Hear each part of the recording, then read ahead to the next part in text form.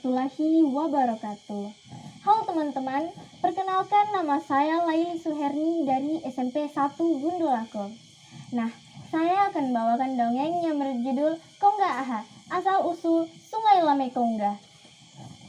Dahulu kala, ada sebuah negeri bernama Uninapo. Ketentraman dan kenyamanan negeri itu terganggu oleh seekor burung raksasa yang hidup di pegunungan Watukila. Burung buas itu kerap mendatangi ladang, memakan habis tanaman, bahkan ternak milik warga. Jika bukan ternak, manusialah yang dimangsa. Orang-orang menyebutnya burung kongga. Di negeri itu, tinggallah Wasasi perempuan sakti mandraguna. Ia mendapat laporan dari salah seorang Tonomotuo.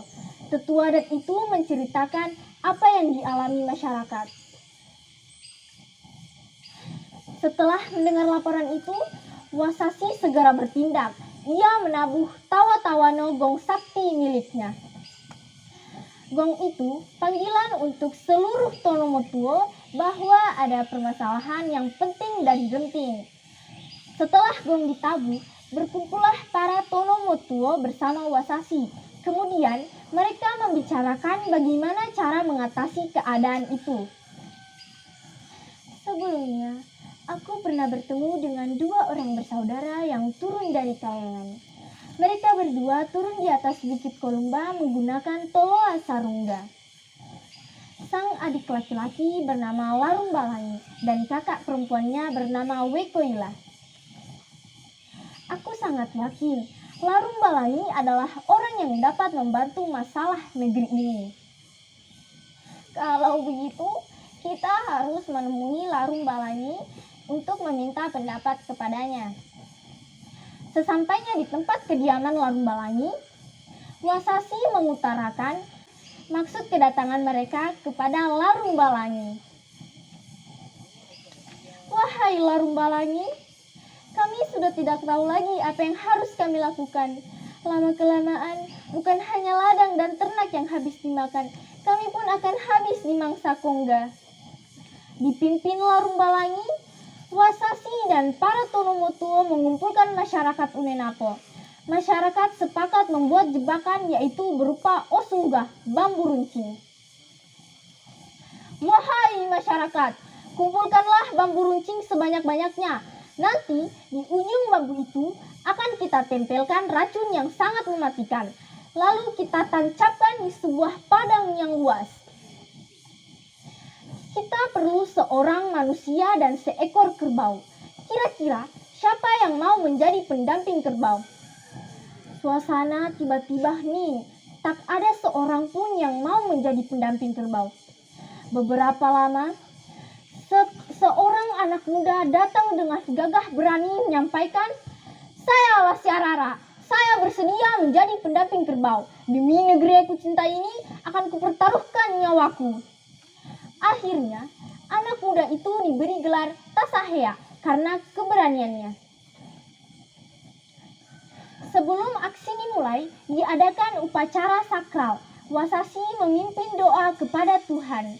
Kemudian, Wasasi memberikan kasai wula'a kepada Tasahea. Setelah matahari mulai meninggi, Tasahea masuk ke dalam kurungan bambu yang besar. Larumbalangi naik di atas dahan yang paling tinggi. Suasana yang hening tiba-tiba mendadak gaduh saat Larumbalangi berseru, "Wahai masyarakat, bunyikanlah bunyian kalian." Burung kongga memekik keras dan menukik tajam ke arah Tasahea. Namun sebelum sampai kepada Tasahea, sayapnya terkoyak oleh bambu yang melingkari Tasahea.